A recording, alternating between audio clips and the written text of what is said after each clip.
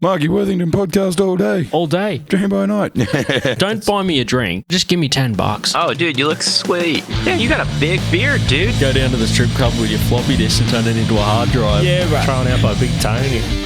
We're here to name names and make people feel more ashamed for shit that they're not proud of. Me and my best friend, Marky Worthington. No, whatever it is. Welcome to the Marky Worthington Comedy Podcast. Episode 124. That's where a little technical ingenuity comes in handy for those of you that are Tenacious D fans. All right, so welcome to the stage, the first ever guest for the Marky Worthington live podcast. It is Cy Fahey, everyone. Let's hear it for him. Cy Fahey, the most repeat offender on the show. Hello, everyone. You got to say on the show, because if you look at Kai and say repeat offender, people start getting other ideas. We've got a bunch of rad things planned for tonight. Now, remember, this is the first ever live comedy podcast, but this is episode 124. So as far as actually knowing how to do a podcast, I should have my shit more together than this. Let's get on with... I've got a bunch of cool notes. Has anyone here listened to the podcast before this? Yep. You couple people? Cool. Yeah, me. That's good. That's actually... I've listened to it once or twice. You've been on it more than people have listened to it. All right, so this is actually promoting a gig that we've got coming up. Has anyone seen any of the comedy roast battles? Yep, so what we're doing is the Mortal Comedy Roast. Kai competed in the first ever one, and Champion. He won the first ever one. So against me, in a fucking judge of my peers, they judged against me. It was fucked. We decided to kick off the show with our own roast, but instead of burning material that we wrote for each other, what we're going to do is we're going to actually do a best of top 3 roast jokes ever said against us. So, starting with Kai, tell us your top 3 best roast jokes you ever had. Okay. This will probably go down as the worst one or the best one ever, but I once said in a roast battle, somebody said to me, Cy Fahey looks like how an ashtray would taste. It's good. And who said that? We'll do the credit at the end. Yeah, that guy. Remember him? Yep. Yeah, him, that right? guy. Yeah. He's not been seen since. The second one was Cy Fahey looks like if the real Slim Shady was only slim if he had AIDS. It's okay, laugh. You're allowed to laugh at these. I don't mind. Bring it on. It's against him. The only one getting hurt is the dude telling you. And another one said, people obviously, you guys here can see it. People on the podcast have probably seen my facial hair. I've picked a very distinctive style of facial hair, and I once said that Kai's facial hair looks like Tony Stark was ordered from Wish. And I want to go just one more. Who was the credit for that last one? Oh, I can't remember. You can't remember? Yeah, He's blanked it. It was too good. It was the. I probably think one of the most horrible things ever said to me was at a party by my now ex-wife, and we're playing. I don't know how it came up, but we were playing Cards Against Humanity, and for some reason, my wife during the conversation. But anyway, she said, "Kai's dick is like the little engine that could." And I've never forgotten it. It could, then it could not so quickly. Yeah. All right, now ready for the best. I actually do have the credits here only because I wanted to show such a diverse level of people that have roasted me. All right, so in order of best to worst roasts, depending on whether you like them or not, is how you judge whether they were good or bad. But it's such a subjective thing, the roast battle. But mine is best one that ever said to me, I'd say, and comes through it. Marky looks like he was conceived in a haunted hot rod. That was done by Sam Talent, so pretty high on the scale of comedy. So I only get roasted by the best, and that's why I put it up at the top. This one here was delivered by Cy Fahey. If Marky was in a gay porno, it'd be called ZZ Bottom. That's why I won. That was written by Bill Macon, but performed by Cy Fahey. Don't think that Kai wrote any of the good ones. Don't be like that. No, he got it. He definitely wrote this one. Marky is as if white power had a dimmer setting. And I think that that's probably my favourite, to be honest with you. I think that's probably my favourite. But don't let us decide. This is up to you. What I've got on the screen coming up right now is a chance for you to vote. So if you scan that QR code, it's okay if you get your phones out during the show, that's fine. Scan that. You've got plenty of time. Scan it now while it's on the screen. And you can vote Kai or Marky for your best, who you thought was the best roast. And we'll announce that after the break at who you thought was the best roast. And so now the Kai taste looks like how an ashtray would taste. It was Riley Bell. Riley Bell. Riley Bell, Yep, yeah. yep. Credit to Riley Bell. Full So if credit you guys Riley, yeah. want to go ahead and scan that. It scans? Everyone's good? That actually scanned? Holy shit, did it work? Oh, fuck. Okay, yeah. No, I was going for a theme of technical difficulty for the entire show, but it looks like things are starting to come up Millhouse. Now, if anyone's heard the show before, we do have a bunch of segments that we do on the show, and I don't do it every show. There's usually just random bits and pieces, and one reoccurring one that I always try and get people to do, but it never actually happens, is because they don't always like to talk about it on the spot, and I never plan ahead as far as they need it to go through all the right amount of counselling to talk about it openly on a forum. That's what this is for. This is my counselling session. This is the counselling Yeah, it's session. counselling. That's why Cheap, Guy it's comes cheaper. here for counselling. Yeah. One So repeat offender. yeah, repeat offender. Wait till I counsel. start talking about my dad. Yeah. Yeah. The closest Kai had to counselling was when he applied for a job on the council. There you go. You can write that down for your fucking roast. But we've also got a bit that we don't always have on here, which is I normally have story time, but the bit that we don't always get to is my favourite, which is the breakup stories. Does anyone love a good breakup story? Yeah, especially when it's not you that has to experience it. So it's time for the never-ending breakup stories. We have a jingle. The never-ending breakup stories. There you go. That's the intro. Beautiful. It is time for, as we lead with Kai, have you got a breakup story you want to share with us? Yeah, I got a few. It was hard to figure out which one's like the most devastating. I got one that's kind of almost fits in with the best roast ever. I was dating a girl for 6 months back like many years ago. Anyway, I was absolutely head over heels in love. And anyway, we broke up after 6 months. And when she broke up with me, she pretty much just said, "I'm breaking up with you because you're a nice enough guy, but you're not going to amount to much." And and there we go. But that's not really much of the roast. How's that for a roast? Jesus. That should have been in the roast part. Yeah. But that's obviously devastating to you. It's not a super funny story or an involved story. So I'm going to go with many years ago. I was living in Melbourne, and I started dating a girl. She's a little bit younger than me, but we started dating. But I'd already made plans to move back to Canberra when we first met. So I said to her when I come back to Canberra, "Look, obviously I don't want this to end. I think we're having a great time. And how would you consider moving to Canberra with me?" And she's like, she obviously had, reserved feelings about that. But I said, "Look, let me go to Canberra, let me get myself set back up. And then, if you're still feeling comfortable, you can move to Canberra with me. And I'll make sure it all happens. And like, if it doesn't work out, I'll make sure you get back to," because we were living in a small country town in Victoria at the time. I said, "I'll make sure you get home or, whatever. Like, I'm not going to leave you hanging dry," kind of thing. And so I came back to Canberra. And this is back when my daughter was about 5 years old. I got a little girl. She's not 5 years old anymore. She's still little though, short little shit that she is. And so this girl decided to come up for a long weekend. I said, "Look, long weekend's coming up. You want to come up? You get a chance to meet my daughter and do all this fun stuff." And obviously, as we'd been living apart, for that kind of 2 months prior to this happening, we'd already seen each other a little bit before then, but this is like the first time she was actually going to meet my daughter.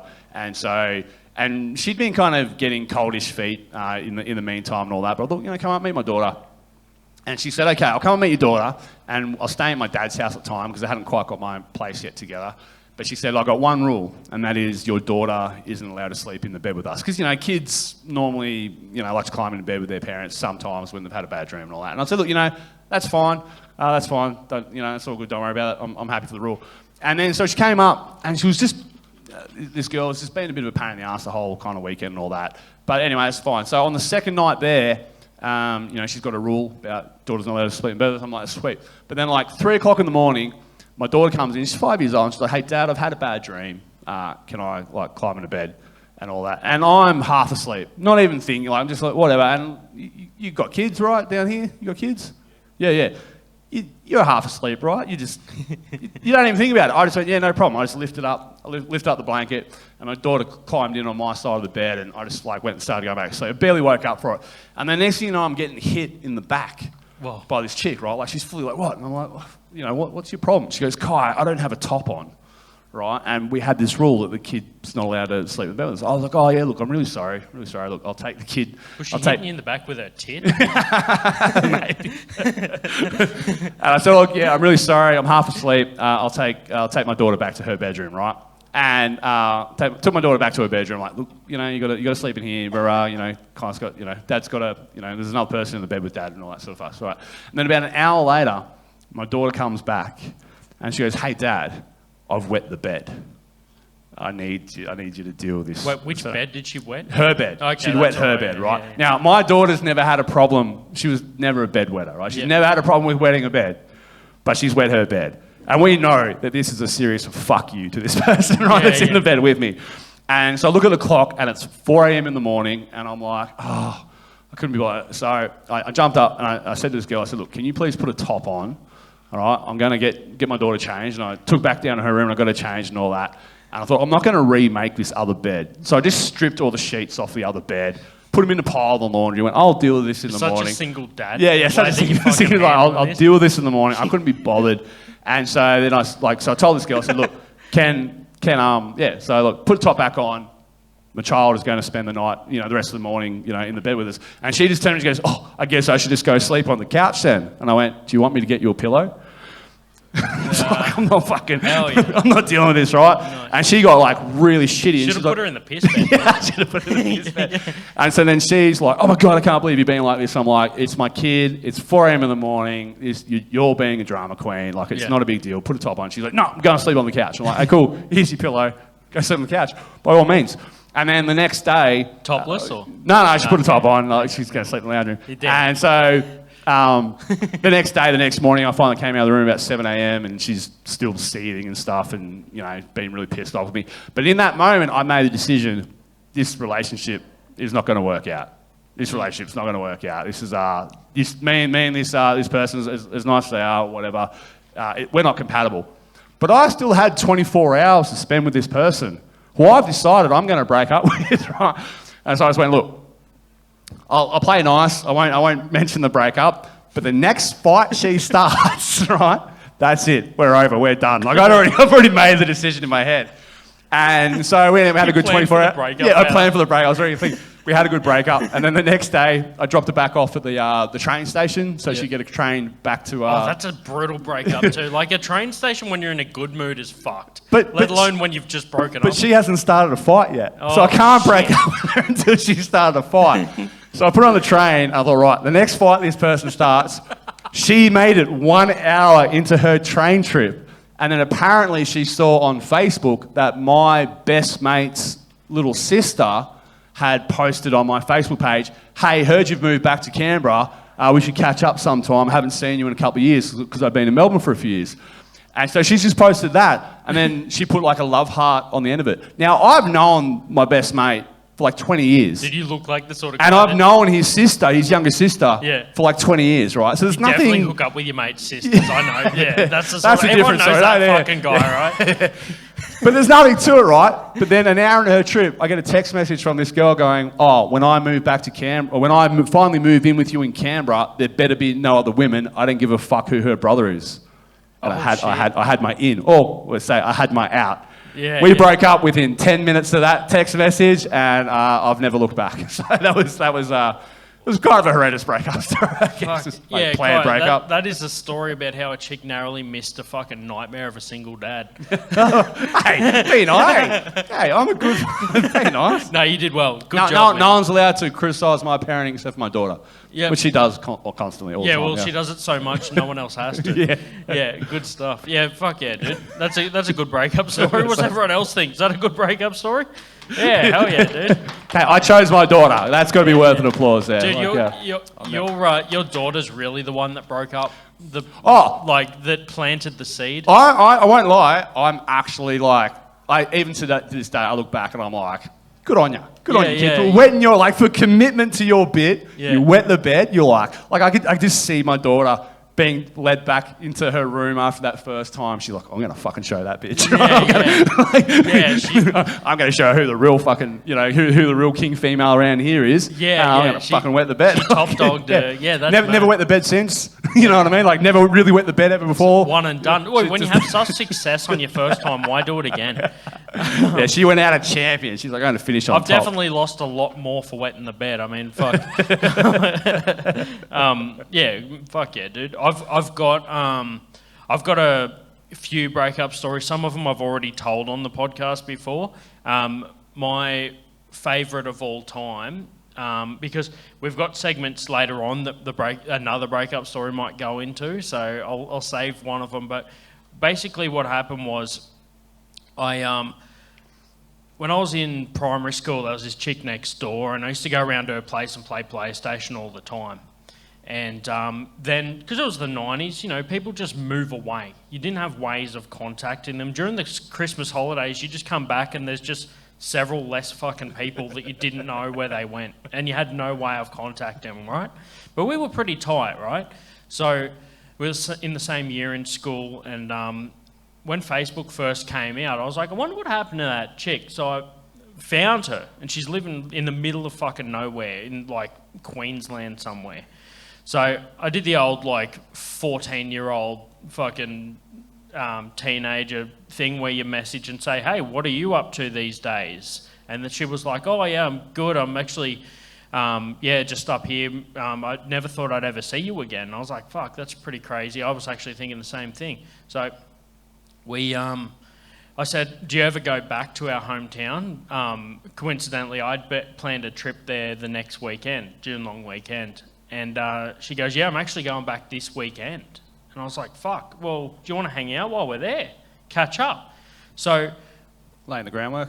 Dude, we rock up there, and I had a girlfriend, so let's just meet up, say g'day, right? Like, I'm Mr. Good Guy at this point, right? Just, like, don't even drink at a bar. Sure. Just meet me somewhere in the street, not even just a public place. Just be a gentleman about it, right? So, I see her, and over the years, we'd seem to evolve to be the same type of person. So when we were younger, we were both just nerdy kids. We played PlayStation together and shit. And now I'm a 14-year-old emo kid, and she's also a 14-year-old emo chick. With a beard? No. Big game later, okay. Yeah. The only beard's my wife. But so we are the real beard, the one that I married, and this is not the one I married, just so you know. So we meet up, and we're having a house party that night, bunch of friends. And I said to her, what are you doing tonight? She goes, oh, I'm just going to hang out with my parents at the caravan park. And I'm like, well, I got a house party out of town. A bunch of people we went to school with are going to be there. They're going to probably be like me, like, where the fuck did that chick go? Just imagine rocking up and catching up with everyone from primary school. So that probably wouldn't fucking even talk to you if you hadn't disappeared, Like, I'd cracked the case. I found the missing girl, So I rock up to the party. We're all hanging out. We're only 14, so we're not drinking. We just stayed up. So remember how when you didn't drink, it was younger than 14, Kai, but like when the rest of us I didn't start drinking until I was 20, just for the record. Oh shit, you made up for it. Yeah, I've made up for it, but yeah. Not tonight though, dude. I'm not drinking tonight? Yeah, he's got to read later. Doesn't care about driving, but if he's got to read, dude, fucking 05. He's got to be a pro. Yes, I do remember not drinking. It's the only time I have a show where it's okay for people to fucking pull their phones out and film and shit, and then no one does. Like, it's good. But anyway, so I take her out to the party. She comes out. We're just hanging out. And we're watching movies. You remember when before you could drink, you just stayed up as late as you could so you felt drunk? Like, it was the new way. It was how to drink when you're underage. You just get like 3 hours sleep and back it up with another night, and then you feel drunk for cheap. So we're hanging out. We're watching movies. It's like 2 a.m. and everyone else is asleep. And she says to me, which room am I? staying in because the person that ran the house said if you want to stay, you can. There's a separate room out there if you want. So I take her to the room. We go out there, and she says to me, "Oh, is this the room?" I'm like, "Yeah, yeah." And I'm like, "There's the bed. No worries." Start walking out. And she says, "Wait, come back," and then she hugs me.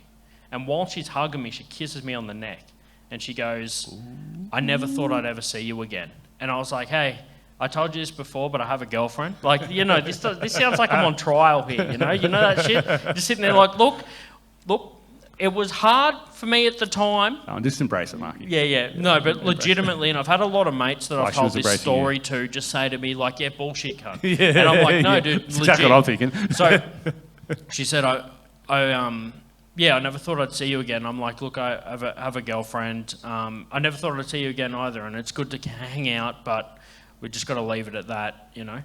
So she goes, "Yeah, fair enough." But then she was kind of like, the next morning, she was kind of awkward because I feel like she felt like she stepped out a little bit and put me in a bit of a spot. So I was just kind of awkward. She went back to her place. I never seen her again. They drove home the next day. I never seen her again. I come back after the long weekend, and I had my girlfriend's laptop at my place. And she messages me and says, "Hey, can I come and get my laptop back?" And I'm like, "Oh, I'm not finished fixing it." She wanted some software installed or some shit. Being the IT guy when I was in high school, does anyone else have that one friend you give all your shit to fix? You know, yeah, their place is just a pile of fucking laptops in various states of disrepair. Yep, so I'm that guy now, and I was then. I started early. She comes around to pick it up. As soon as I hand her the laptop back, because we grew up down the south coast, she says to me, "I was in Canberra on the weekend and I went to Mooseheads and I cheated on you." And then walked out. And I was just like, Wow. I'm glad I didn't install fucking Office on that shit. Yeah. So, but you should have hooked up with the other chick. Yeah, well, I mean, not should have, obviously, because you didn't know. Yeah, no. So, but you're wishing you did.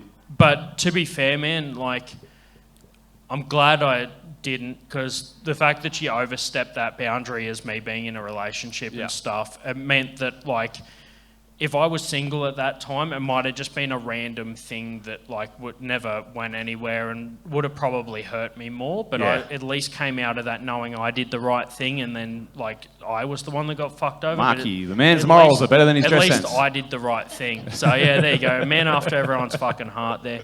Nah, just joking. We fuck that shit. Just joking. So, yeah, we, it just goes to show, like, it,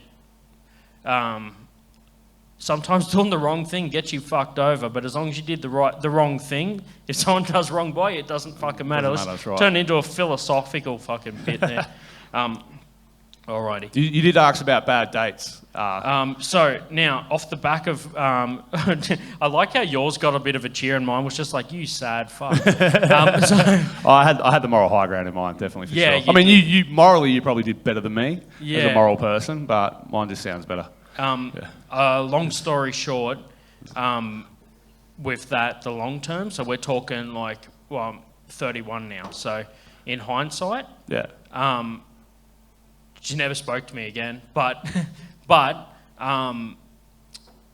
she, at least it wasn't like, because, you know what I mean? Like, and also my mates are still mates with her, and like it didn't fuck up a whole friendship group. So everyone still talks online, but I just never seen her again, and I never spoke to her again. But either way, that leads into the second bit, which is also, side note, because I know that I might get my mic cut if I don't fucking fill this out. The real good thing about that is, if anything in my life changed so that I didn't end up where I am right now with my wife, then I wouldn't want anything different. So, like, the chain of events that led to me being with who I am with currently now and we're married could all get fucked up because, like, one chick that I didn't hook up with years ago. So the butterfly effect of me being where I am with who I am right now is the most important thing. So all the rest doesn't fucking matter. Oh, that's nice. That's sweet. Cheers to you, Marky. Cheers to you. That's a fucking I'd say the similar thing if my girlfriend wasn't here. I was here because she's not here. So what do I want? She's only going to listen to this in a couple of days' time anyway. Yeah, it's all right. I'll take the brunt. Just send it stuff to her. Kai's girlfriend, if you're listening to this right now, this is the voice of Marky from above. Please give all flack to me. Kai did the right thing. Hey, random chick from Queensland that's trying to dox me now because that's not really what happened because you have a boyfriend now and you told him a different story. Please give all the brunt of it to me. Yeah. I'm just here for the fallback guy. Please. Anyone listening to this story in about 12 years' time to try and fucking... Jesus Christ, is that a sign? Yeah. That's a sign to have some Ritalin, you fucking psycho. Just fiddling with it. Anyway, so good on him. Anyone listening to this in 12 years' time to try and fucking screw me over for some Me Too bullshit, I was a gentleman from the fucking start. You was a gentleman, Marky. Yeah, there we go. You are the gentleman of Canberra comedy. Now, did you want one more? Oh yeah, off the back of our breakup stories, let's lead us into the next part, which is bad dates. Okay, bad dates. So you know this one. This is actually probably one of my more famous bits, but I can't get away from the Tinder story. Good. So, it's one of the logos, see? I even put Grinder on there. See, diverse podcast, got a Grinder logo. Yeah, you got a Grinder symbol there. Yeah. There you go. So, it's about 7 years ago after I'd broke up with, that's a bad breakup story too. My wife left me after 3 months. She left me after 3 months of being married, and the stitches hadn't even healed on my vasectomy yet. And part of the reason why I got the vasectomy is because she was complaining about the pill and how it mucks up with female hormones and all that, so she really wanted to get off the pill. I didn't want to have any more children, so I was like, I'll get a vasectomy, because she was like, if I get off the pill, I want to have more sex and stuff like that because it really fucks up my sex drive and all that. And my ex-wife was completely right. Getting off the pill did make her want to have more sex, just not with me.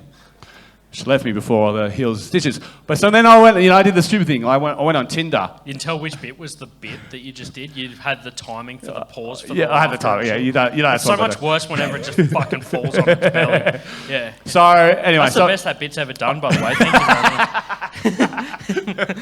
So I went on Tinder and I met this woman. I won't name her. But when I write down my notes, I just put a name. I just say this person Tinder. So I matched this woman, right? And she just recently broken up with, and this woman was white, but she just broken up from a Muslim husband. So I was really interested to learn about the dynamic of what Muslim would be and all that. So we went and chatted, and we ended up talking on the phone a couple of times. We spoke for about 2 weeks, probably about 5 times. And you could tell she was a very hard-headed woman, which I actually really like. I like somebody who is going to challenge me, I like to butt heads, I guess you could say. But then anyway, so we went on our first date. We went down to Erindale, the Vikings. And so we sat down, we ordered our drink, we sat down, and then we got about 2 minutes in the conversation, and she brought up pets. And I'm like, I got a cat, right? I got a big fat cat and all that. And she straight up, just like, we'd never mentioned pets before this, I guess, for some reason. But she goes, I don't like cats. And I'm like, okay, well, I guess this will probably be our only date then, because I've owned a cat my entire life, like I always. I've got 2 cats right now. And I'm like, hey, she goes, yeah, no, but then she turns, she goes, but what if I was the love of your life? This is dead set true. She goes, what if I was the love of your life? And I was like, well, the love of my life would like cats. You got to remember, you got to like. This is compared to a Muslim relationship. So you guys were moving super slow in your eyes. And she goes, but what if I was like just the love of your life, but I was like allergic to cats? And I'm like, well, we'd never make it to true love because I've got a cat and I'm always going to own a cat. And no word of a lie, right? If you've seen my stand, you know, but no word of a lie. She actually said to me, what if your daughter developed a spontaneous anaphylactic reaction to cats? Would you get rid of your cat then? And now the punchline to that is, well, I've had the cat longer, you know? But the reality of that, is that I just couldn't believe what this woman's saying. Like, she's just like, I hate cats, and now she's like, what about your daughter? Like, putting my daughter's life at risk. Effectively, hypothetical scenario, but still, I really didn't like it. And it's the only time I've ever done it. I just picked up my drink. We're like only 7 minutes into this date. I just picked up my drink, sculled my drink, put it down on the table, and just went, anyway, it's been fun. I'm going to go now. And she just looked at me, and she just went, what, did I fuck this up? And I went, oh, yeah. Like, yeah, you really fucked this up. And then she's like, oh, okay. And I said, if you want, I'll walk you to the door of the club. but yeah, I'm leaving. And she's like, okay. And so she sculled her drink. Oh, because she used to not going in public without a man. No, I don't know. I didn't want to. Didn't want to be like. You respected her So previous obvious that she relationship. pretty much got dumped like right in the moment. So I said, I'll walk She you to the changed door of the some club. ankle too early, yeah. So then we just stood up and we walked to the door, and then we walked to the door, and I went my way to my car, and she went her way to her car, and then I sat in my car for like 10 minutes, just going, what the actual fuck? Just like debriefing with myself. And like, how do I make this a comedy bit? You know what I mean? Like writing a joke, because I had an open mic that night. And then, so then I'm leaving the car park 10 minutes later, and for some reason she was actually leaving the car park at the same time. So she'd sat in her car for 10 minutes. Oh shit! And I could tell she'd been like crying, which I didn't feel great about. But it was like, well, you know, fuck you, that's my cat and my kid and stuff like that. Yeah, was she crying or was she just probably out of relief? Allergic to cats? Yeah, maybe just allergic to cats. And then like 10 minutes later, I got this really nasty message from her, just saying like that I'd misrepresented myself, and you know that obviously I'm a weak man, like obviously like a weak man who you know I can't remember. It was just real nasty, and I didn't even bother responding. And then I drove to an open mic, and then I did that bit to an open mic, and it's one of the only jokes I've ever written where I've never had to change anything from the first time I tried it. Like that joke, just like that story, and then the punchline I put in about having my cat longer and stuff like that. That has been pretty much the way it's been from the first time I've ever performed it, and it's just stayed like way because it's just such a perfect story. And then one time I did that joke in front of Sam Simmons, pretty famous comedian if you know, and he actually came up to me and goes, you know that cat kid date thing story? And I went, yeah. He goes, that is a perfect joke. I went, oh, shit. Sweet. So I'm never going to change that joke, but that joke was born out of a literal first date, which was just absolutely horrendous in my eyes. It's called first date joke. It's literally called my first date joke. It's the working title. Never needed to change. So yeah, that's my horrendous date. Probably the worst date I've ever been on ever. Worst date ever. Yeah. Dude, mine was literally, I went out, I was a Tinder story as well, so... Good old Tinder.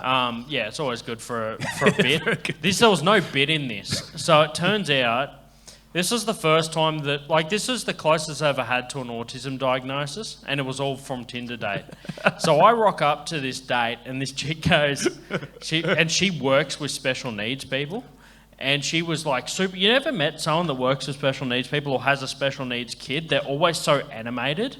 You ever notice that? So you can always tell someone that has kids or talks to their dog because they're always just like, hey, buddy, how are you? Like, that's the energy I'm getting, which is good. Like, I need that kind of... Marky described every comedian ever. Yeah, I need that kind of social cue. It's good. Like, I appreciate that. It's the sort of thing that, like, I need. And I turn up to this date. This chick's like, so I work with special needs people. And I was like, cool, well, look, you're trained. So for me, we get through the date. But the thing is, like, her energy doesn't drop. So I'm thinking that it's going really well. And I'm talking to her about how, like, when I add up numbers, I picture them like fucking building blocks. So if I go 8 plus 2, I stack them on top of each other and they fit into 10 perfectly. You know, like just regular shit you talk about on a date. And that's not regular. I'm telling you know what I mean? Like, and it's just like, all that sort of stuff. Like for me, it was just like a threesome's just a good number. It's not for the clout. It's just 3 is a good number, and so like, you know, they all just stack into each other nicely. That's what I'm trying to say. Other, you know? I'll be like, no, guy, girl, guy, fuck. So you know, the OCD guy. But I'm sitting there and I'm explaining all this stuff, and I'm just talking to her. She's talking to me, you know, because I read the handbook on how to do dates. It's let them talk as much as you talk, you know, or more, you know. So I'm talking and then stopping and letting her talk, and then I'm doing it exactly like the handbooks tell you to do. And we get to the end of the date, and I said to her, just like a job interview, like I was the bad date for her story, to be honest. And I said to her, just like a job interview, I was just like, well, this has been really good. When would you like to do a second date? Yeah. And she goes, I'd love that. And I'm like, cool, where would you like to go? And she was just like, I was too full for dessert, so next time let's just go to Goodberry's and have dessert just instead. You know, we'll just go get some food next time. And then, the next day, just like a good job interview, I messaged her and I said, hey, thanks for hanging out last night. Heaps of fun. Let me know when you want to go to Goodbury's. And just fucking ghosted me. And I was like, you fucking masked your way through that whole thing. It was just the best situation. Like, I left there like, oh, that was really good. And by the end, she was just like, I just had to play nice because I had a feeling that guy's emotions were on the fucking edge of breakdown. And if I gave him any signs that this was never going to happen again, he would probably just fucking never date anyone ever again. Yeah. So, yeah, it's a short one, but that's basically like fucking it. not short enough. No, I'm sorry. All the steps have led you to your wife, man. That's the main That's thing. it. That's the main thing. But what we're going to do is we're going to take a break and then we'll come back with our next segments. We're going to announce the winner of the self roast. So what we're going to do is we're going to take a break right now. Please flip over the tape to side B to hear the rest of this podcast. By Gad Reed. Are you a man over 40? Are you having trouble keeping it up? Are you thinking of buying a sports car to compensate with feelings of inadequacy? Do your balls hang low? Do they wobble to and fro? Can you tie them in a knot? Can you tie them in a bow? Can you throw them over your shoulder like a continental soldier? Do your balls hang low? Then new black market testosterone is for you. 1 weekly jab in the bum and you're off for fun. Black market testosterone. Faster, stronger, harder. Be the 18-year-old sex god you tricked your wife into thinking you were because she's finally hit her sexual peak and understands what a good dicking means. And don't forget that testicle shrinkage will make that sack small and smooth again. New black market testosterone for when you need your dick to be as stiff as your back. Black market testosterone available at all good gym locker rooms everywhere. Oh yeah, fuck, I want some already. Alrighty, welcome back. Cy Fahey back to the stage for the second part of the podcast. Now, welcome back, Cy Fahey. Everybody, yep, good stuff. Now, I said that when we got back, we would announce the winner of the competition. However, I've got 6 votes and there's 7 of you there. So who didn't vote? Who didn't vote? You didn't? Yeah, I did. Took it. It seems like 6 out of the 7 seem to get it all right, but that's all right.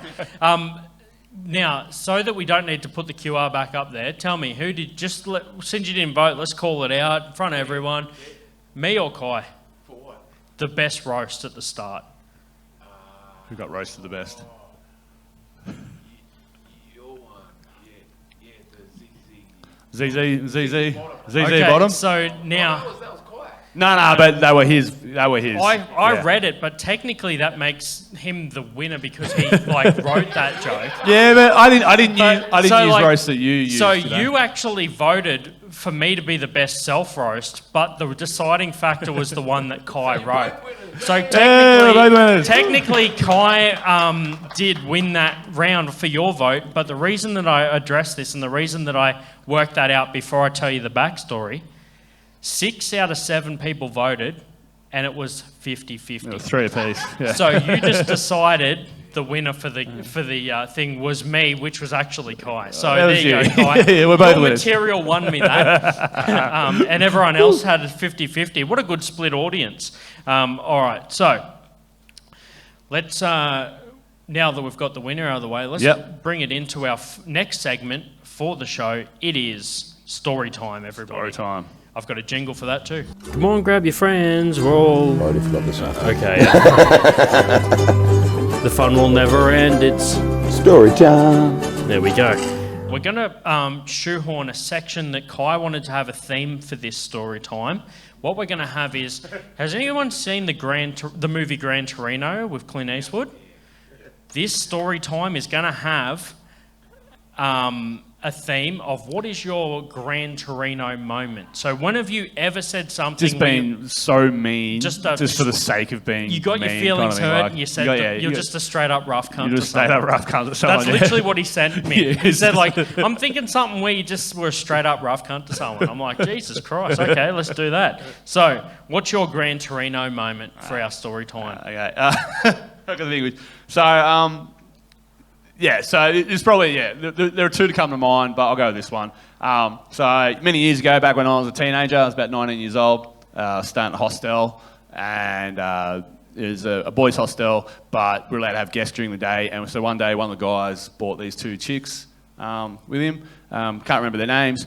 But anyway, we're sitting there in the lounge area just talking and stuff like that. And then, I don't know, for some reason, the movie Bring It On was in cinemas at this stage. The movie Bring It On, stupid whatever movie about cheerleaders or something like that. And it came up in conversation anyway. And then I said I hadn't seen it. I went, oh, no, I haven't seen that movie.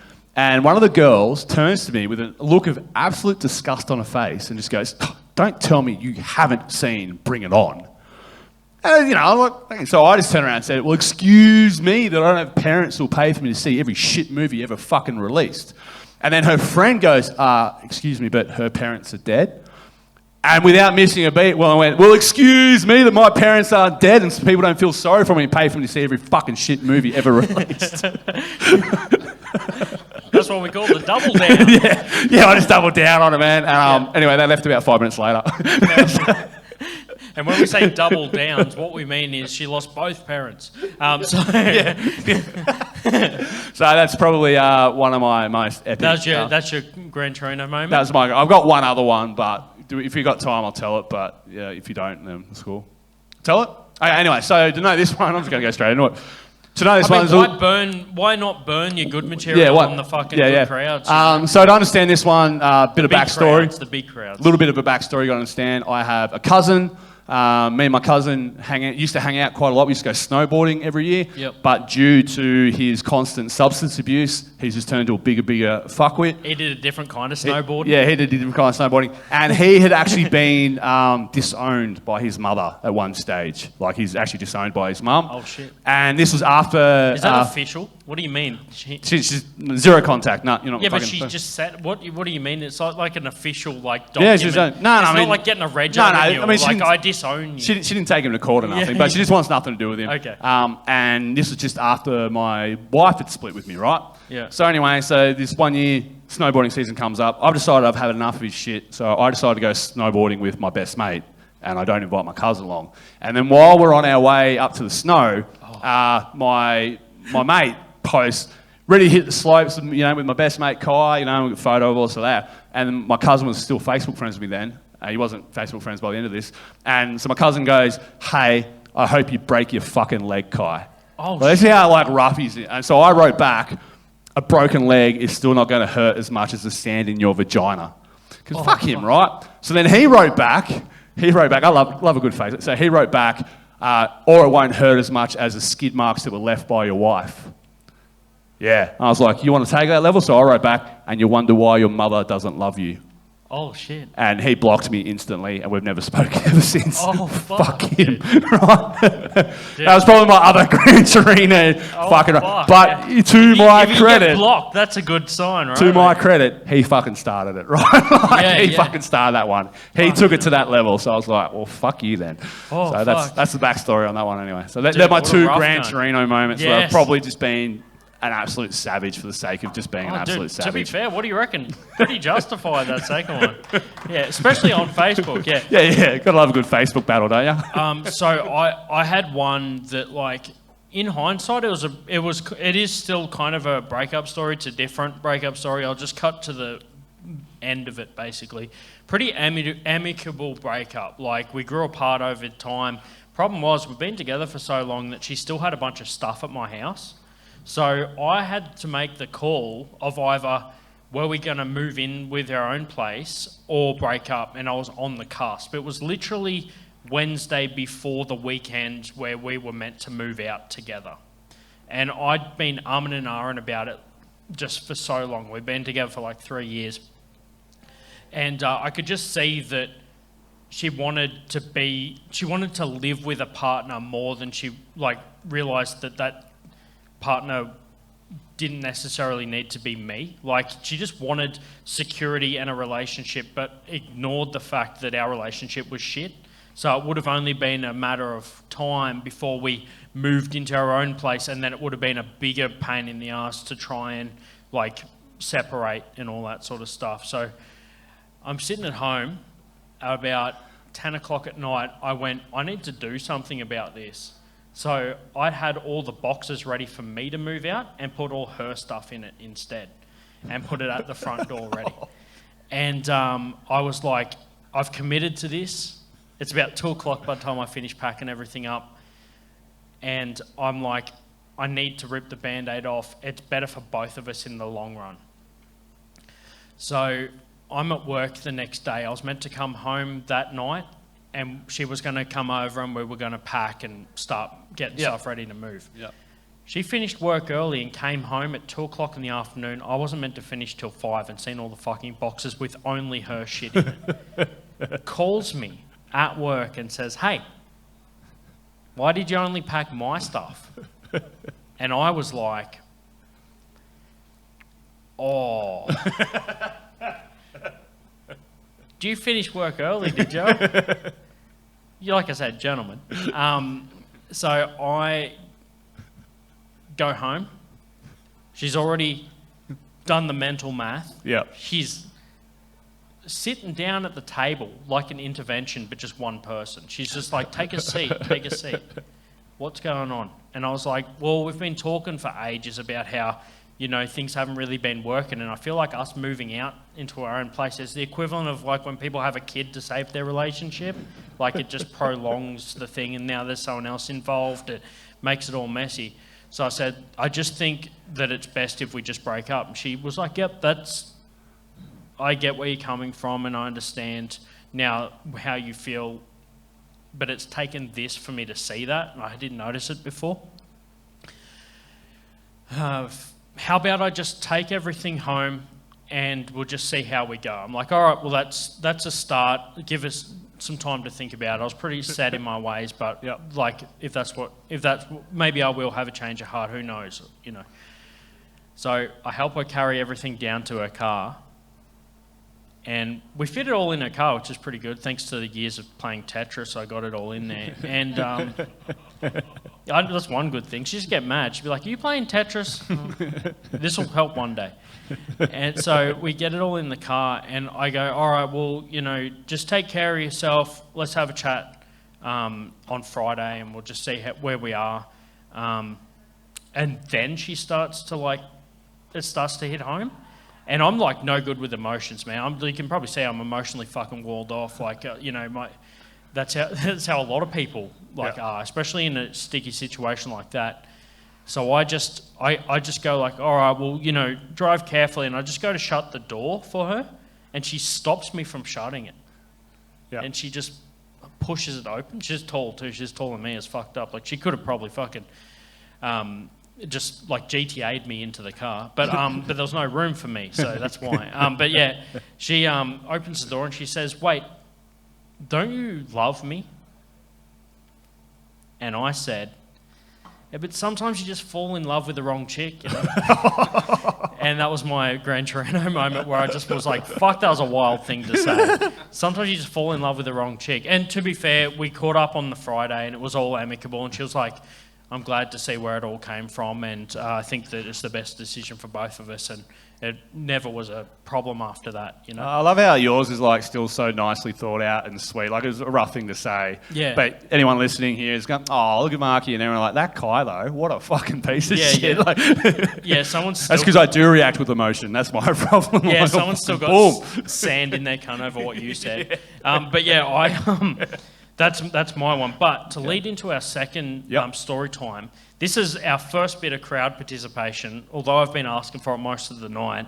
I want to ask, what is, and we're going to start this off with our stories, what is the drunkest you've ever been, Guy? Because, do you want to tell the story, or do you just want the there's probably not the drunkest you've ever been, maybe. Close to it, but though. We do have actually evidence we have of it. audio. Does anyone want... Do you want to... I reckon just go straight into it? Yeah. All right, we do actually have evidence of this. So, as part of our Storytime segment, we have audio from one of the drunkest that Kai's ever been. Now, this I've was got after... a question before we get into this. Is this you drunk or hungover? Because the audio... This is me waking up the next morning... Still this like after 3 hours sleep, still this fucked up, and I texted my now girlfriend. Yep. But this was like only 1 month into our relationship. Like we'd only just 1 met. month in, and this 1 is month what she in, gets, yeah. and I was, I was out of town at a gig, Fuck. and this was me waking up the next morning. All right, Play Soundy it. Lucy, cue the sound. And she told me, I drink beer. Oh, I want to die. Good. It's like, oh, fuck's sake. Oh, God, I'm so sick. Holy fuck.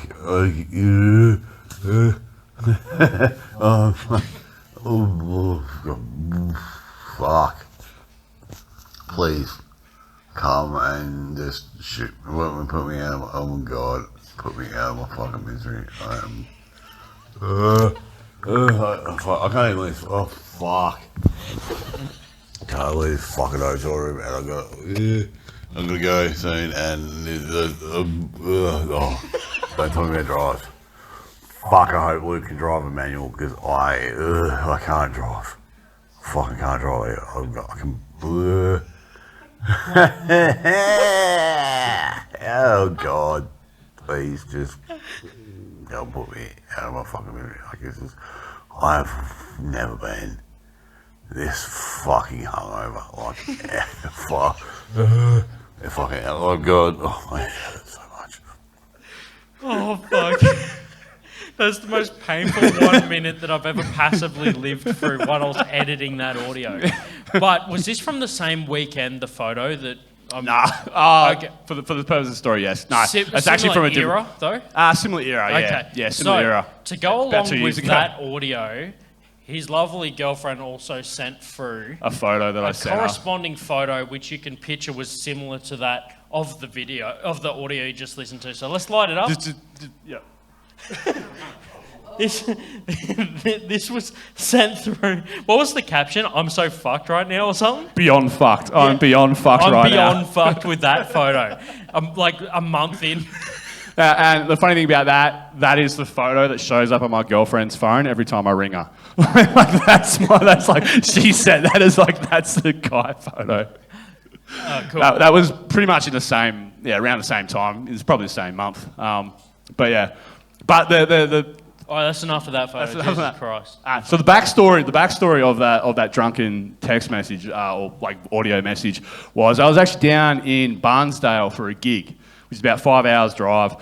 So we're going down, me and this one other guy, camera comedian. We'll meet some other comedians down there, and we're down and absolutely had an absolute ripper of a show, absolutely good. But got a hotel room, and then we decided to go bar crawling. For the night, right? And we had a few cocktails while the gig was on and stuff like that. And then me and Bernie started going on a bar crawl. I hope Luke can drive manual. Yeah, That's I what hope it Luke said can in drive it, yeah. manual. So we're hopping around these bars, and I get absolutely beyond smashed and all that. And I end up kind of at the last bar we got to this nightclub. It was like this dingy little nightclub. Apparently it only opens at like 11 o'clock at night. Like it's like that. It's the bar everyone goes to after they've been kicked out of all the other bars. And The dregs. Yeah, and I'm walking around this place ordering like 3 drinks at a time because they were doing $15 3 wet pussies, Okay. like as a thing. So I'm walking around. Three's a good number. Yeah, we 3's a remember. good number. And I'm just handing drinks out to people, and I'm necking them and stuff. And apparently I got 2 drinks I'm in my used hand. to 2 wet and 1 real Yeah, dry. all the Just not time. happy to be there. And apparently they actually had they had a security guard following me around for my safety because they're like, this guy's going to get bashed by someone. Like this is how absolutely fucked I was, right? And then at 3 a.m., I kind of have a vague recollection of this. The club closes down, and the security guard. Female security guard, actually, fun enough. Same name as my daughter. There you go. She's like, I'm going to drive you back to your hotel to make sure you get there safe. And so I get back to the hotel about 3 a.m. And when I woke in the hotel... It was your daughter. It probably was my daughter. She was moonlighting as a That's second. security guard. But when I woke in the hotel, the bed was completely sideways. Like Plot twist, you pissed the bed? No, I didn't piss the bed. No, I didn't piss the bed. But Okay, the bed never. was completely sideways. I was still fully dressed, and I had uneaten jerky still in my mouth. Whoa. That's like how fucked I was, right? So I woke at like 6 a.m. So I've only had like 2.5, maybe 3 hours sleep, right? So I woke up and I've headed straight for the bathroom and I've tried to wash all this jerky out. and then I've obviously thrown up, and then I've climbed into a shower, and I've tried to have a shower, and I've thrown up in the shower, and I've come out, and I've laid down on the bed, and I've tried to drink some water, and I've gone back to the bathroom, thrown that up, gone back to the bed, more water, back to the bathroom, had another shower, thrown up in that shower, got out, and that's when the messages exchange shit. started Right between at me the and my peak girlfriend, about 7:30 in the morning, and I'm explaining this to her. And then I have to leave again to go vomit and all that. And then it gets to like just before 10 o'clock, which is what time I got to check out, and I'm still fucked, like absolutely. I come down to the main reception area, and the receptionist just looks at me and just goes, "Bit of a rough night, eh, mate?" Oh, like, fucking hell, dude. Like, what happened to you? You know, I'm like, oh, I think like, and I don't know how thing. And then I said, "Can you call me a taxi?" And he's like, "Why?" And I'm like, "Because I got to get to my car. I can't drive, but I'll get to my car, which is outside Luke's hotel. That's where we parked it." Yeah. And I'm like, hopefully Luke can drive, right? So he goes, "That's only 100 metre down, walk down the road." I'm like, "Call me a fucking taxi, dude." Like, that's how Holy fucking shit. fucked up I am. That's even worse. So we get down to my car, and I just kind of sit in the car, and Luke comes out about 10:30. Yeah. And I'm like, "Dude, can you drive?" And he goes, "Your car's a manual." I can't drive. Oh, like, I so can't he drive a couldn't manual. drive. He drives a Tesla. He goes, "I can barely drive an auto, let alone a thing." And like, and so then, I wish you bought it the Tesla Then- to drive you both home. yeah. Then the female security guard, she actually rings me and goes, "Are you okay?" And I'm like, "Yeah, but I can't drive." She goes, "Look, I'll come over and I'll take you guys out for breakfast, just so a thing." And so we go to breakfast. Luke has breakfast. I spend my whole time in the toilet vomiting. Then we come back. We have to sit in my car till about 2 p.m. before I finally decide I'm even remotely close to driving. And then we start driving. I get about 20 k's up the road, pull the car over, vomit again. I've vomited like 30, 40 times now. And then I close the door and I manage to make the drive. But as we're making the drive, this is why I explained that long bit to you. As we're making the drive, I say to my mate, I said, "I think someone micked me. I think someone slipped me some drugs." Because I've actually had that happen to me. I got drugged when I was in America one time. And so I know what that kind of feels like, you know what I mean? You're an American 8, so Yeah, you yeah. actually get drugged there. Yeah. Yeah, whereas here they're just like, I got drugged in New York City in a nightclub. Hell yeah. I think they were just trying to get rid of me. Actually, I don't think anyone. That's like because I was just being loud and obnoxious. Yeah. But I say to my mate, I said, "I think someone slipped me some drugs because I know what that feels like, and that's how I feel right now." And he looks at me and goes, "Don't you fucking remember last night?" I'm like, "No, it's pretty obvious I don't remember what the fuck happened last night." He goes, "You drugged yourself." And I went, "What the fuck are you talking about?" He goes, "Don't you remember when we were walking to that nightclub after we left that other thing?" I went, "No, I don't remember that." And he goes, "Okay, we walked past these two girls. You turned to the girls and said, 'Hey, ladies, do you have anything on you to make the night more fun?' And these two girls turned to me and went, 'We're about to go home. Our night's done. But here, you can have this.' And they passed me a little bag that was full of indescript powder. And apparently, I just necked the whole bag. And then Luke got angry and goes, 'You should have kept some for me.' And I was like, 'Oh, I don't know, sorry. I have no idea what the fuck was in that bag. I have no idea how much I had or what I had. It could have been fucking heroin for all I fucking know. But apparently I necked the whole bag and then just like chucked it in the bin. And he said 20 minutes later when we walked into the club, sweat just starts pouring off me. Holy and then fuck. I just went on this like 3-drink fucking crazy bender. But I have no recollection of that happening what it or was. anything like that. And he's just like, "You fuckwit, you did that to yourself." So it goes to show what my mum always said, I am my own worst enemy. Yeah. There you go. Fuck. And Don't you that's hate it how when- that phone call happened. Don't you hate it when one of your personalities fucks the other one over? Yeah, holy shit. So that's how that phone call happened. That's pretty much, wild, yeah. dude. Yes, You yeah. drugged yourself. I drugged myself. I mine slipped is- myself a Mickey, and I didn't even take advantage of myself, and that's the most frustrating thing about the whole thing. I was still fully dressed. Hey, you still You know? managed to jerky yourself. Hey, fuck. 7 years of comedy, people. That's all fucking get you. See, 7 people just had one laugh for each year I've been doing comedy. All right, so Beautiful. mine isn't really a drunk story. It's more of a hungover story. My super drunk story the night before is too fucking long for this. Maybe we'll do it another time. But it's not eventful. The funniest part about the whole drunk story is the hungover story the next day. This is down the South Coast. If you've been down the South Coast, they have the markets there on Saturday morning. I went out for a couple of work drinks, and you know what happens after a couple of work drinks. Well, I get fucked up on the Friday night, and the next morning I'd committed that I was going to go down to the markets and buy some shit that I fucking needed. So I go down there the next day, and I'm like, man, I'm fucking hungover. And I walk over, and there's this tent there with like a fucking barbecue.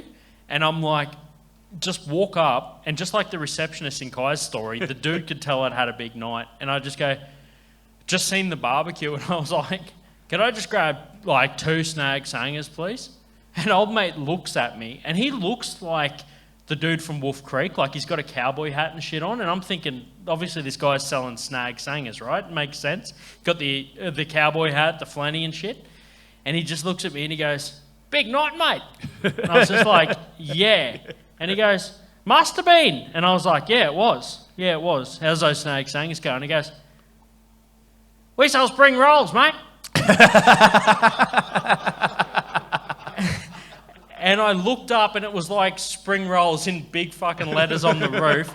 And then his Vietnamese missus was on the other side of the barbecue cooking the spring rolls. So, you know, fuck. That's why I was just like, sometimes looks can be deceiving. Yeah. Fucking good spring rolls though. All right. Now's the part where I open it up to the audience. We're going to have an audience member. Does anyone here have a drunk story you want to share with the podcast? Or a hungover story, like in my case. Anyone have a good drunk story or a hungover story you want to share? No, I can't be the only one. And Mr. Spring Roll Man here. Did you think it was a Bunnings or something? Like, yeah, I know. Give us a spring roll Bunnings. Anybody? Hand up if you've got a story. Yeah, we got one over here. Anyone else? Oh, we've got a wireless mic. Brad Kenegg is going to hook us up here. Yeah. Give you my Take phone. it over there and give us your drunk story or brave, hungover sir. story. It starts out with a punters club that we spend 3 months every week. Once every sort of 4 weeks, you lay a bet, but then you put $25 on the bet, $15 in for dinner. Yeah. In 3 or 4 months. Yeah, Punters Club. Punters Chuck Club all the stuff, money in, that's build right. it up over time. Build up time, so it's $60 for open slab. Just the mic a bit closer, please. Thanks. It's open slather on the grog and all that sort of stuff. Yep. So pretty heavy night for me. Then my mate rings me the following morning and asks me to go out plastering ceilings with it. So I'm trying to sweat out all the grog, helping him. So pretty big day. Pretty big day. Pretty big day, I bet. Yeah. Dude, that is what happens when we open it up to the crowd. People share their thoughts. Has anyone else got any drunk stories they want to share? One over here, yep. One over here, buddy. You got a drunk story? Brad Kenegg, you come around. Thanks for sharing, buddy. I appreciate that. Beautiful. Nothing incriminating because I was underage at the time. But one time at school camp, we went off to Sydney to see some opera, which wasn't all that interesting. But the night after, well, I should say, night of the opera after. Night of the Opera. Yeah. That's the name of this story, yeah. After they took us by bus back to the hotel. Yeah. That was the first time I got drunk, which was a lot of fun, but I didn't understand the alcohol content. Thought that you could drink as if it was like a soft drink. So I had probably 2 bottles of whiskey straight. Ooh. And it involved an ambulance. It involved a lot of fun before the ambulance, but it was an interesting experience for sure. I bet. Hell yeah, dude. Fuck yeah. To my credit, I've never had my stomach pumped. Oh, shit. Okay. All the crazy shit I've done, and that's probably what happened to you. They pumped your stomach. Yeah. That's a far better story, though. That's Hey, like, for those of you that, cheers for that one. Cheers Thanks. for- Let's thank hear you. it for Cheers. Keneggy for being the mic runner and everyone Yeah. that shared. Keneggy, oh, we got one over here, white shirt. You got your story as well? Or are you dobbing in your mate? Dob it in your mate. Nah. No, he doesn't want to tell it? That's all right. Oi, Keneggy, we don't want to Yeah, I'll get into it, It's though. really bad. It's like, it's not bad, but the like It can't beat mine, man. what I'm going to say at the end sounds pretty bad, but it was funny to me at the time. Don't worry, we'll cut it out if it's shit. Yeah, so I just went out on a big night and got lucky. So it was pretty good. Yep. Good night. Yeah, I'm just using this platform to brag about the time. Yeah, Time I got lucky on a day. Oh, yeah, that's fuck my yeah, story. good Yeah, that's my story. I got lucky one time. Woo, yeah. So I left the chick's house Yeah. and I was like, oh fuck, I forgot my phone. So I had to go back. It wasn't quite a walk of shame, but anyway, it knocked on the door, and I was pretty drunk. She gave me back my phone, and I I didn't realise I spent the night with this woman, and she had like a little arm. I don't know what the conditions. Oh, right. She had a little arm, and I was like, oh. She had a little arm. I was like, all that time. Yeah. I was like, all this time, like, I thought I had a She was a really formaldehyde big, baby. I thought I had a big cock, but it was just a little arm. Little. No. But it was a true story. That really did happen. I was Dude, like, you went to oh, hand man. your phone back. You thought she'd give you a tablet or an iPad. Yeah, exactly. That The kind wrong of thing. one? Fuck So it. that was a bit like, oh, geez. Man. Jesus That's Christ. It's a bit indecent, that joke at the end, but it really did happen. That's wild. That's Thanks for sharing. pretty dude. drunk. Go You for didn't the even mic, realise, mate. yeah. Good stuff. Kanegi, do you want to just come up here? I've got something to give these people for sharing. So you go around, Kanegi. Go around. Yeah. Yeah. Fucking hell, just walking through the... Just while he's on his way up here, one time on a bender, I woke up wearing somebody else's shoes. True story. And I was pissed off because I never got my shoes back, which are actually worth about triple what theirs were. Oh, Brad Carnegie coming up Yeah. here Brad, to help yeah. out with the mic. Thank you. Now, to the bearded buddy over here, give him this one. And tell me, has anyone here ever owned a Hyundai XL? No. No? Okay, well that's a special prize. No one gets that I had one. an accent once. So, Sonata, that's pretty close. But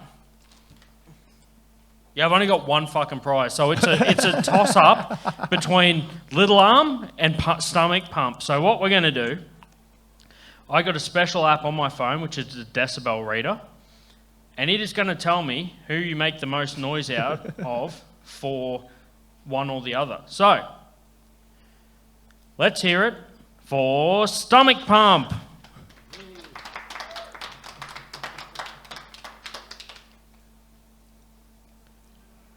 .92 decibels. That's pretty good. Let's hear it for little arm. Sorry.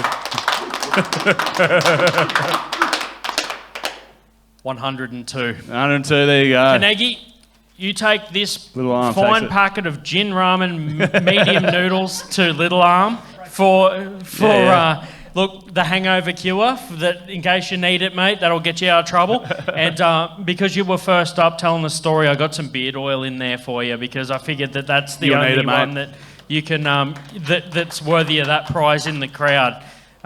So yep, and some beard balm as well. So yep. Okay. All right, so now to finally close out the show, we have our closing bit for Yep, the closing last bit, bit yep. of the show. Now, I don't know whether this will work or not. It's a random idea that I had.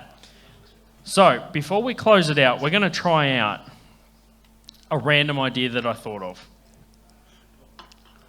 Let's go. Does anyone remember the games on PS2, Grand Theft Auto, the original series? Yep. Do you remember how sometimes you would just get a random mission by walking past a payphone? I found on Telstra's website all of the payphone numbers for Canberra. And They still think exist. Couple what of them. we're going to Yeah. do live on the show is call a random payphone in Canberra and see if someone answers. Yeah, I reckon Dixon or Civic. Okay, so let's take an audience vote. Hands up for Dixon. I'm going to go Dixon. Yeah, we'll go Yep, Dixon. cool. Yeah, Let's okay, go Dixon. Dixon. Yeah, the Dixon has it. High traffic area. Now there is a bunch on Northbourne. We never know. Maybe they're still in use by the dealers there, so we don't want to interrupt anything. Well, it's free calls now. That's right. They all give out free calls. And free Wi-Fi according to their website. They're really selling these fucking things. All right, let me just change this. So, change Dixon. We're bound to get a character in Dixon. Yeah, bloody yeah. All right, let me search for this. Payphone in Dixon. Now we have a few options available. The one near the post office. The next one's Ainsley. All right, so you got a choice here. We got there's two numbers for even Dixon has its own dealer phone. All right, let's call it live on the show. So we're now calling the Dixon payphone to see if some random fucking answers. Completely out of the blue. Hello, random person. You're on air. All right, let's do it. Oh, I was engaged. okay. Someone's currently using it. Someone's using it. Dude, let's... Someone's using it. Dude, if we time mate, this deal. It takes me perfectly, here in half an they'll hour. get off the phone and it'll ring. How good would that be? And you'll be like, yeah, mate, no, not the person you were just talking to. Let's try again.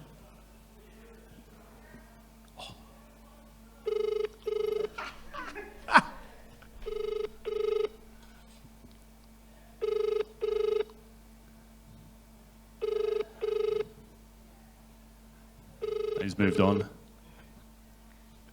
I said, call me back at 5, not 2. Bang on 9 o'clock, dude. We'll give it a couple seconds just Yeah, to yeah. make sure. Yeah, someone might walk I don't past. think they have a voicemail. I can't believe it was engaged. That is so good. I'm going to wait for it to click over to 9 o'clock. Yeah. Yeah. Nearly there. 2 more rings. 1 more ring. Nah, I didn't get it. Ah, well. Do you want to try one in Civic and we'll call it quits? What do you reckon? Let's Yeah, go. try 1 and 2, call it quits then. We got to go. I for one. still think that was engaged is like the best thing ever. That's so That's funny. the highlight And of then we this whole called back podcast. and it got through. So someone's gone, and then it started ringing again. They're like, fuck, I don't know. Touching that. They're probably guarding it. They're like, no, don't answer that. Yeah. Yeah. do a Seinfeld reference. How about you tell me which movie you'd like to see? I remember everyone remembers that in Seinfeld when Kramer's phone gets missing for the movie hotline number, Oh, and dude. he starts like trying to do it, reading it from the paper. Yep. Yeah. This one here is the one near Jollymont Bus Centre. Oh yeah, that'll be a good one. Let's see what this one. Yeah, do that had. one. All right. Away we go. 3rd time lucky. Jollymont Bus Centre. Let's light it up.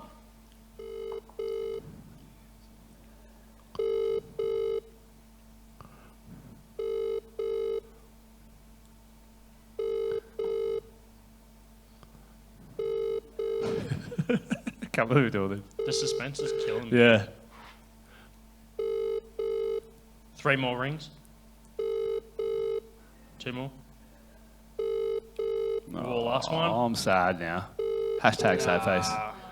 Oh, Damn. That's a All bummer. right. Hey, it's a good bit though. What we're going to do every live who's had fun with the live podcast? Yeah, fun, good time, Cool. everyone. Excellent. Good stuff. Thank you. What we're going to do is I'm going to try and run these whenever a month has 5 Tuesdays, it'll be on the 5th Tuesday. So not all the time, but at least a few times a year.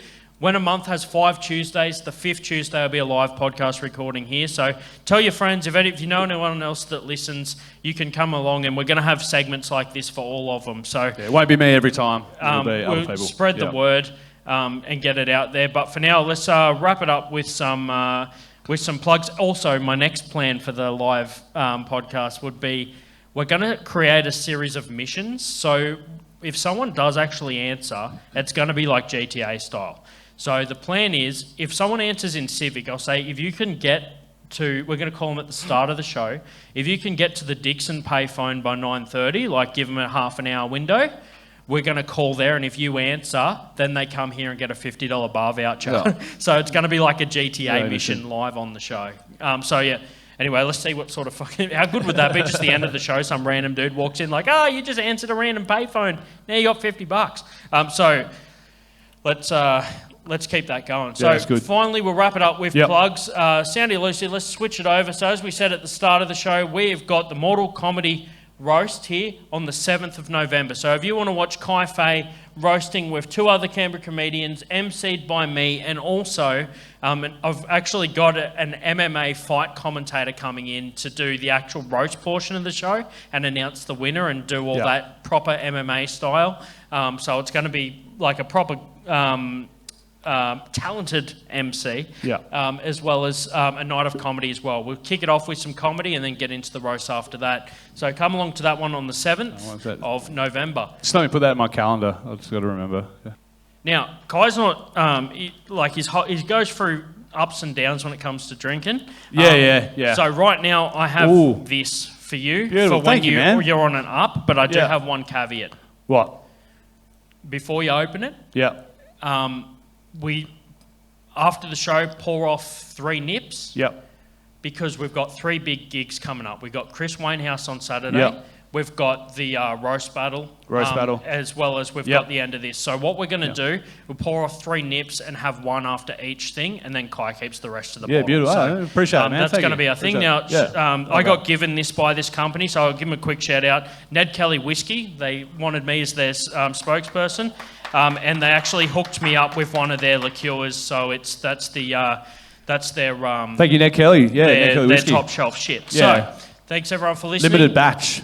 There you go. The limited batch. The limited batch. Ned Kelly did like 48 rounds in a bare knuckle boxing fight, and they name a fucking whiskey after him. So, yep. Thanks everyone for listening. Thanks so much for being we'll here. be back Appreciate again it. for another one. So keep your eye out for upcoming gigs. Cheers. Cheers. Don't buy Thank me you. a drink. Just name names. Yeah, right. Big toe.